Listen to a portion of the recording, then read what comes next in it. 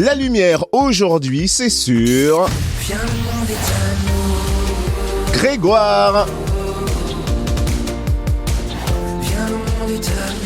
Et Grégoire est de retour sur scène pour présenter son nouvel album Vivre, une envie de célébrer la vie et la croquer à pleines dents avec son public notamment. Grégoire sera bientôt en concert chez nous le 25 avril à l'Écrin à Talent et le lendemain, le 26 avril, au Petit Cursal de Besançon. Grégoire est notre invité, bonjour. Bonjour Cynthia, bonjour à tous. Alors pour tout dire, l'état d'esprit de ton nouvel album me fait penser à une phrase d'André Malraux, une vie ne vaut rien, mais rien ne vaut une vie. Est-ce que c'est un peu ça le message de l'album ?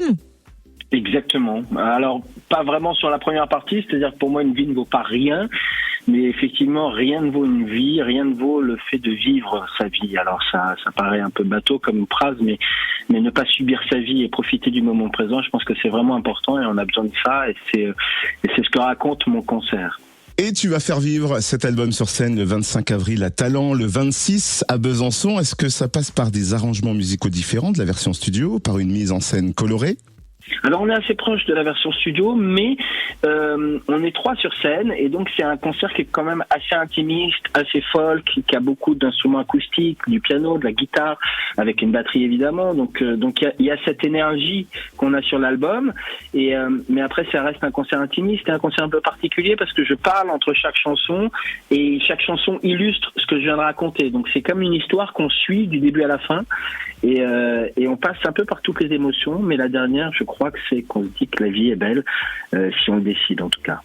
Alors bien sûr, tu vas présenter les chansons de cet album, mais je pense que tu sais ô combien ton public aime renouer avec les titres qui t'ont fait connaître et qui sont cultes. Est-ce que tu prévois 1 ou 2 chansons de tes anciens albums ? Ah non, mais je prévois évidemment, j'allais dire, toutes les chansons que les gens ont aimées. Ça va de Toi plus moi à Ta main, en passant par Danse, Soleil. Elles sont là. Comme je raconte l'histoire de, entre guillemets, de ma vie, c'est-à-dire d'un petit garçon de 10 ans qui rêve de faire de la musique et qui, malgré les épreuves, va aller au bout de son rêve. Non, je fais un détail assez précis de toute ma carrière. Et donc, il y a toutes les chansons que les gens ont croisées, que ce soit sur Internet ou sur album, plus une bonne partie du nouvel album, mais non, c'est plutôt équilibré. Ok, on se prépare pour 3 heures de concert alors. Non, pas 3 heures, ça dure 1h30, je pense, en gros, pas beaucoup plus. On imagine qu'une tournée, ça demande beaucoup d'énergie. Est-ce qu'une préparation physique est nécessaire, en plus des répétitions musicales ? Alors la physique, oui et non, mais c'est-à-dire surtout faire attention à bien dormir, faire attention à effectivement bien se nourrir aussi, des choses comme ça, pas d'excès en fait, surtout j'allais dire pour être en phase, pour avoir de l'énergie. Après moi je suis un peu de sport, mais je suis pas régulier, je suis pas un sportif du matin, voilà, mais voilà, s'entretenir en tout cas c'est le plus important et vraiment faire attention à pas faire d'excès, quoi. Ah, tu parlais de bien te nourrir. Je pense qu'on va te gâter, te chouchouter en Bourgogne-Franche-Comté. Oui, souvent en plus, c'est l'avantage aussi de la France en général, hein, c'est que quelle que soit la région, il y a quand même toujours vraiment de la gastronomie absolument incroyable.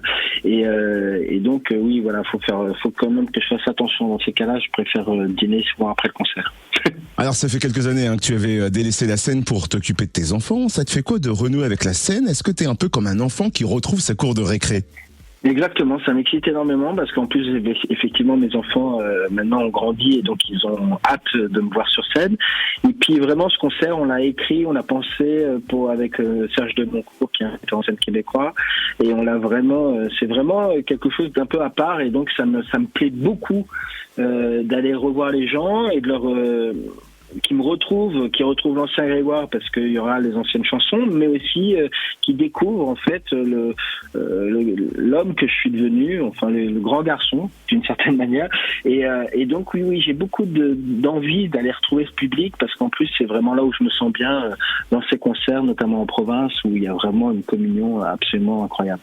Une dernière question, Grégoire, est-ce que tu as un rituel avant de monter sur scène, toi seul ou avec tes musiciens peut-être, une sorte de petit rituel porte-bonheur ?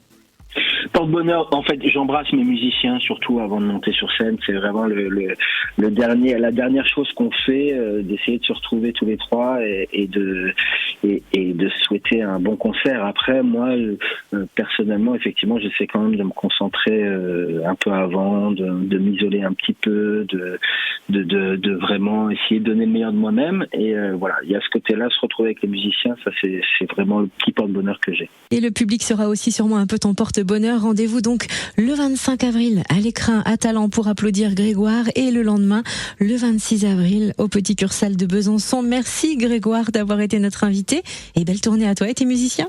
Merci Cynthia et merci à tous. À bientôt.